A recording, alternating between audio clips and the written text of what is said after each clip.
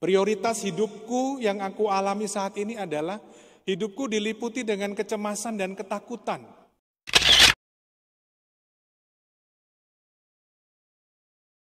Dalam nama Bapa dan Putera dan Roh Kudus.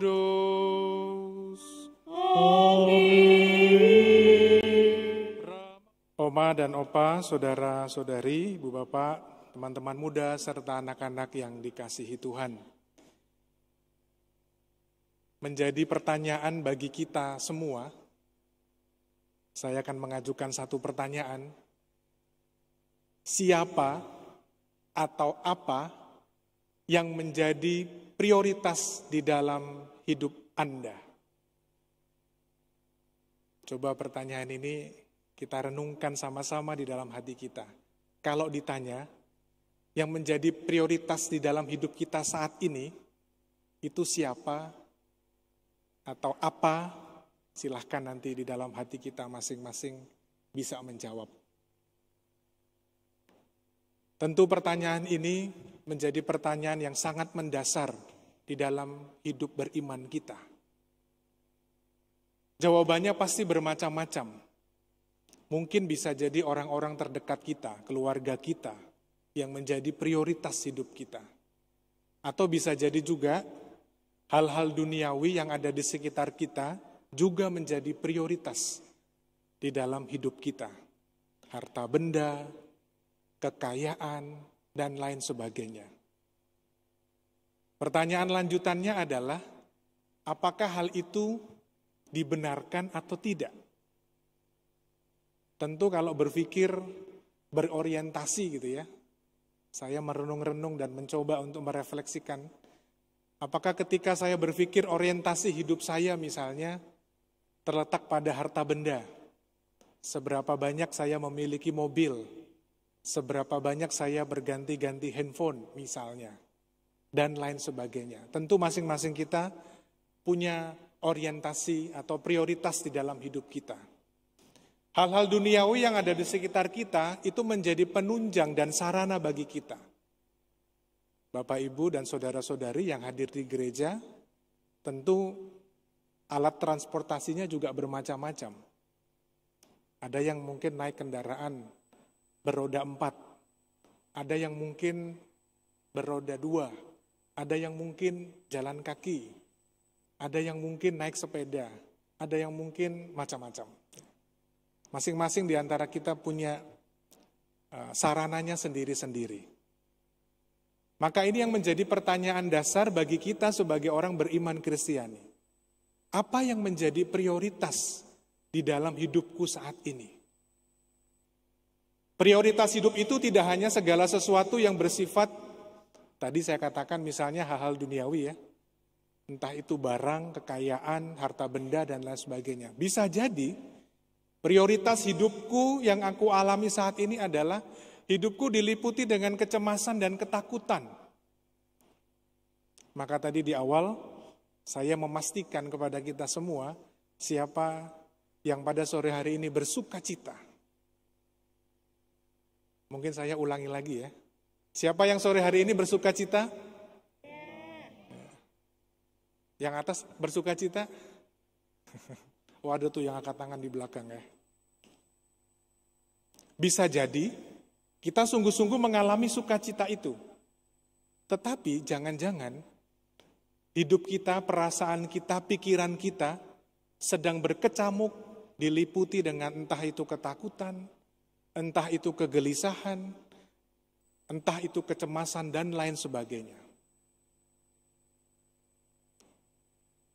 Kalau dalam bacaan pertama, bacaan kedua, dan bacaan Injil, ingin mengingatkan kepada kita semua, minimal buat saya, bagaimana kita mesti tahu apa yang menjadi prioritas di dalam hidup kita.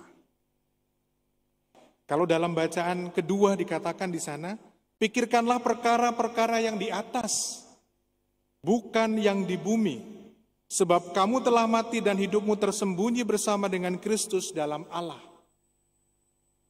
Tuhan sendiri mengajak kita untuk memikirkan perkara-perkara surgawi, perkara-perkara ilahi. Tetapi bukan berarti lalu yang duniawi terus diabaikan. Enggak juga. Oh kalau gitu berarti nggak usah cari uang Romo. Ya nggak juga. Nanti kalau nggak cari uang nggak ada kolektenya. Ya kan? Tetapi yang menjadi prioritas di dalam hidup kita, apapun yang kita lakukan di dunia ini, kita tidak lupa senantiasa mengandalkan Tuhan di dalam setiap perkara hidup kita. Tentu selama kita hidup di dunia, ya perkaranya adalah perkara-perkara dunia pasti. Tetapi dengan perkara-perkara dunia itu, kita semakin diingatkan dan diajak bahwa kita tidak sendirian. Pertanyaannya adalah apakah kita berani mengandalkan Tuhan di dalam setiap perkara hidup kita? Kalau seandainya orientasi hidup kita selalu mengarah kepada diriku, yang namanya self-center, pokoknya segala sesuatu adalah aku. Jadi mau ngapa-ngapain, mau kemana, mau berpikir apa, mau punya perasaan apa, selalu orientasinya adalah saya, dan saya. Bahwa kita lupa di sekitar kita ada orang-orang yang hidup juga bersama dengan kita. Digambarkan di dalam bacaan Injil, ada seorang yang mengumpulkan hartanya, bukan dibagikan malah disimpan di dalam lumbungnya. Seolah-olah harta itu menjadi miliknya sendiri dan tidak mau dibagikan.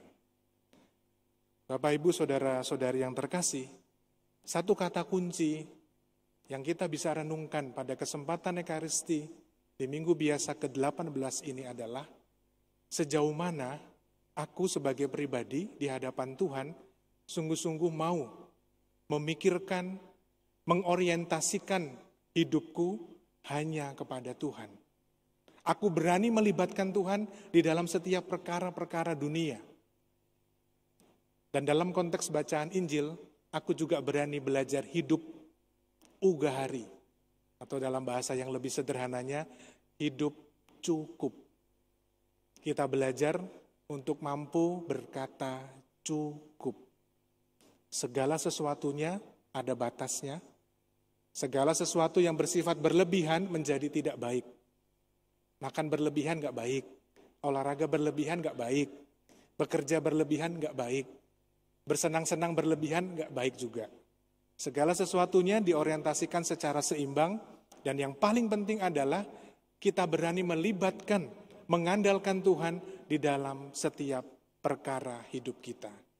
Hanya mungkin terjadi kalau kita sungguh-sungguh memiliki hati yang mudah bersyukur. Hanya mungkin terjadi kalau relasi kita dengan Tuhan semakin hari semakin intim, semakin hari semakin akrab, mensyukuri apa yang setiap Tuhan berikan di dalam kehidupan kita. Seberapa sering kita mengucap syukur kepada Tuhan atas segala anugerah dan rahmat berkat-Nya bagi kita.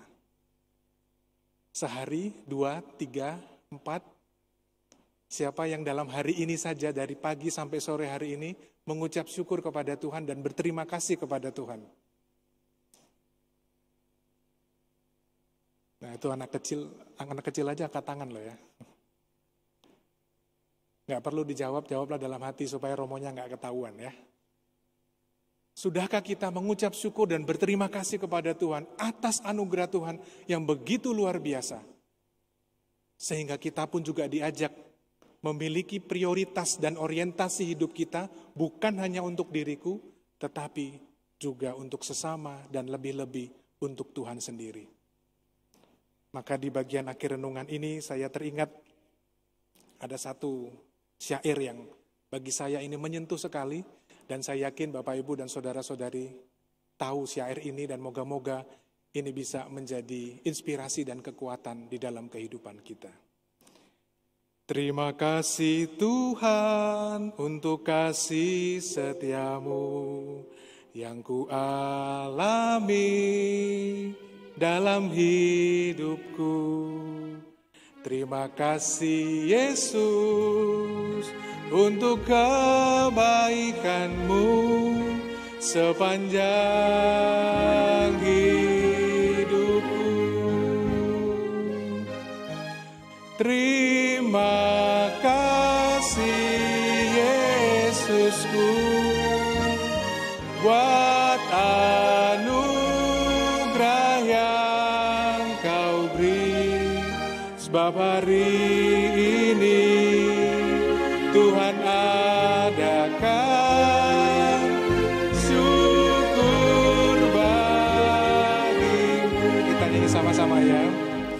Terima kasih Yesusku buat anugerah yang kau beri. Hari ini Tuhan adakan